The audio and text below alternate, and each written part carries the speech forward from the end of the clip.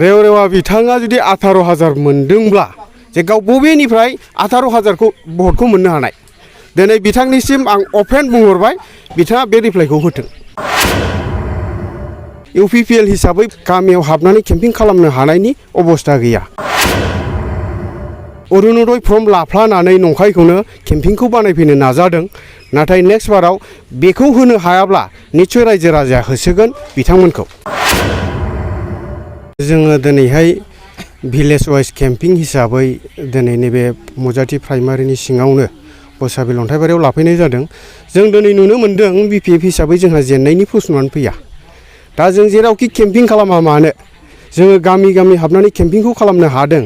नाथाय मोनसे बाथ्राया रोखा इउपिपिएल हिसाबै बबे गामियावहाय केम्पिं खालामनो हादों नोंथांमोनानोथ' निश्चय नुदों। बिसोरो गामियाव हाबनानै केम्पिं खालामनो हानायनि अबस्था गैया। बिसोरो जोबनायाव मा लाबोदों नंखाय अरुणोदय फर्म लाबोनानै बेखौनो रानफ्ला केम्पिं बानायनो नाजादों। नाथाय रायजोफ्रा मोनसे सम लागोन। बे समानो जाहैबाय निश्चय फैबाय थानाय 25आव बिसोरो मा लाना केम्पिं खालामफैगोन। दिनैहाय हय नोंगौ अरुणोदय फर्म लाफ्लानानै नंखायखौनो केम्पिंखौ बानायफैनो नाजादों। नाथाय नेक्स्ट बाराव बेखौ होनो हायाब्ला निश्चय रायजो राजाया होसोगोन बिथांमोनखौ। बिथांमोना बुंदों जे जाय बिथांमोना अरुणोदय फर्म मोनाखै बा मोनाखै बेखौ बिसोरो केम्पिं खालामनानै मानसिफोरखौ लेंहर बिसोरो डकुमेन्ट्स लादों। बेनिफ्राय बिसोरनो माबाखौ अरुणोदयखौ होगोन होननानै खोथा होनाय जादों। दा बेखौनो रायजो राजा नेगोन जे फैबाय थानाय बारावहाय बिथांमोना निश्चय गामि ओनसोलाव हाबनो हायै बेबस्थाखौसो बिथांमोना बानायनानै लादों। बिथाङा निश्चय बुंदों जानो हागौ थिगैनो दं।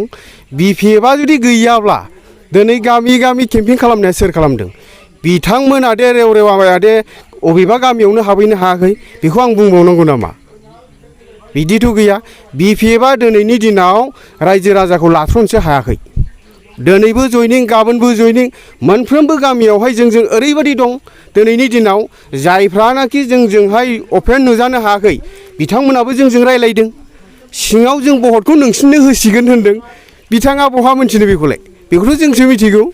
रेवरेवा बिथाङा जुदि 18,000 मोनदोंब्ला मा बिथाङा बे भटखौ गाव बायनानै दोननायमोन ना फिसिना दोनखानायमोन? बिथाङा बेखौ रिप्लाइ होदों।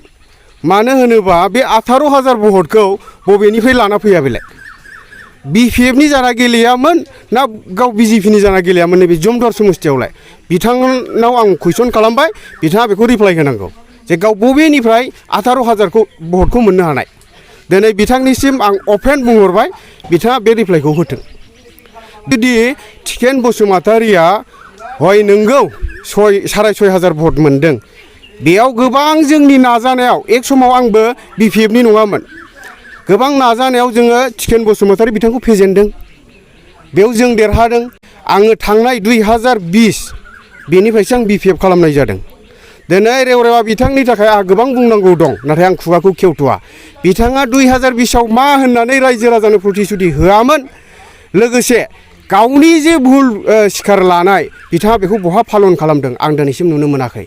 आरो बबे जायगायाव बियो गावनि प्रतिश्रुति होनायखौ मावनाय जाखो बिथाङा क्लियार होथों। अब्ला आङो निश्चय साननानै लागोन नैबे राजनिति हान्जायाव आं गैया होननानै। आरो बिथांखौ आं खोनानो मोन्दों थांनाय 2020नि इलेक्सनावहाय मोनफ्रोमबो प्राइमारिखौ गोबांथार रां बाहायहोदों। नाथाय आं बेखौ दासिमहालागै खोनानो मोनो बे रांखौ बिथाङा सुख'फिननाय जायाखै होआखै। गोबांथार प्राइमारिया दुखु मोनना दङ बिथांखौ।